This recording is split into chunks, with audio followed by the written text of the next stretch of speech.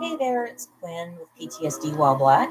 I'm just doing a check in on my meditation. For the past 2 months, I've been meditating on releasing my defects of character, my limiting beliefs that have held me back in the areas of um, caretaking others as well as overworking.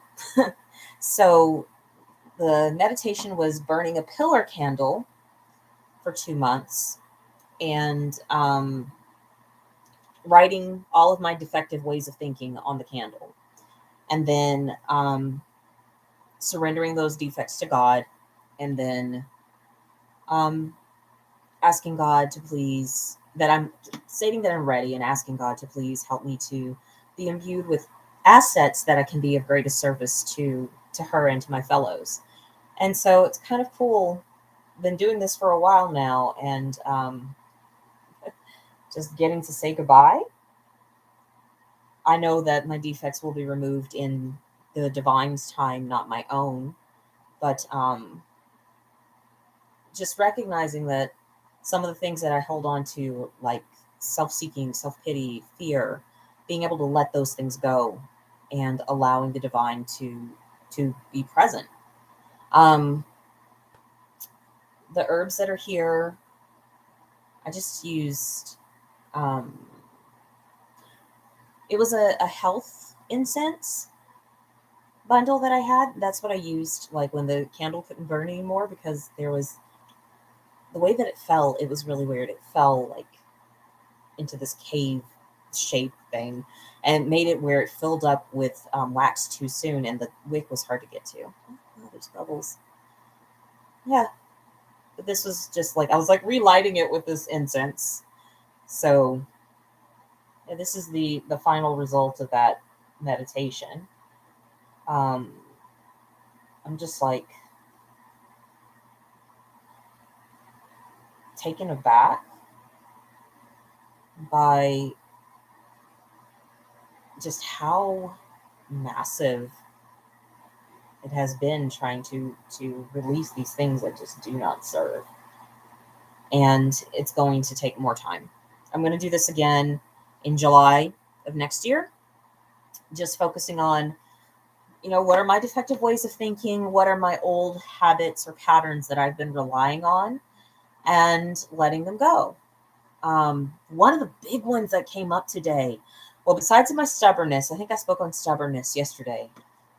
And now I have some people that I can reach out to when I'm wanting to be stubborn and do something anyway. That I have some friends that I can reach out to and say, "Hey, I'm ready to poke a bear," and they can be like, "Oh, really? What else is going on in your day?" um, but the other one that came up today, because it was writing on who have I harmed, and because like you have to go back and you look at what were the resentments that you held, and that you were acting with these low level decisions that were learned from a long time ago in handling situations. Who have I harmed by acting in those ways? Who have I harmed by being dishonest about who I really am, how I really feel, what do I really need? That's been the big one. That's my biggest harm, is being dishonest about my limitations, my barriers, my boundaries. Saying I'm okay with a certain behavior when I'm really not okay with it, or trying to make other people feel comfortable um, at the at the expense of my own well-being. Um, so I was going back and looking at the harms, and the biggest aha moment that happened, the biggest harm that I cause in the world, is by not saying, "Hi, I'm Quinn. I'm a Black woman with PTSD. I have a disability. I have specific needs and specific limits, a specific time of when I can focus and be present, and other times that I can't. I create harm when I don't honor those limits and boundaries within myself.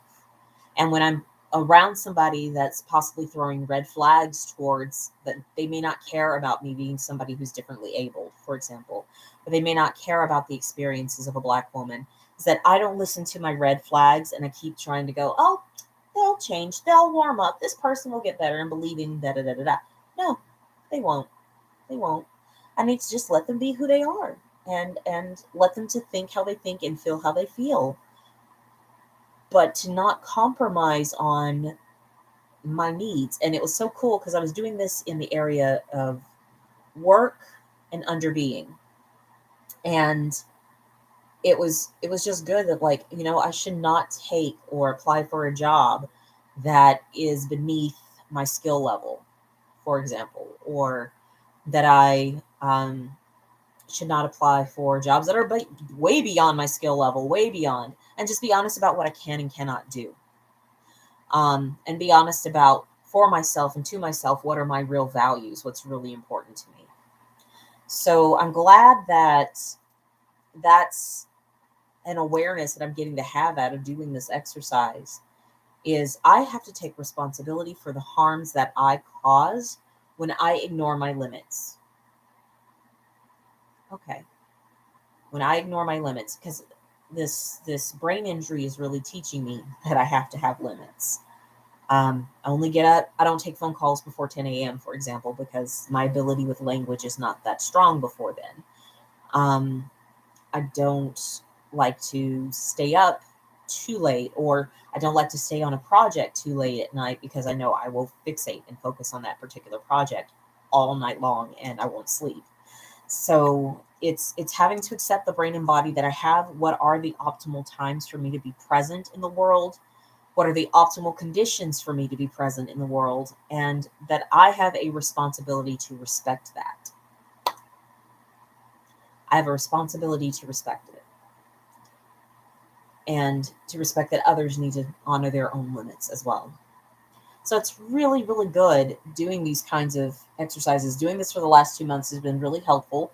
And so now the focus is really looking at my actions and behaviors and how they harm others. And how can I behave differently? How can I be more transparent, more honest, or direct about what I need, what I can and cannot do, etc. So that's what I'm working towards. Yeah. All right. Till next time, kids. Peace.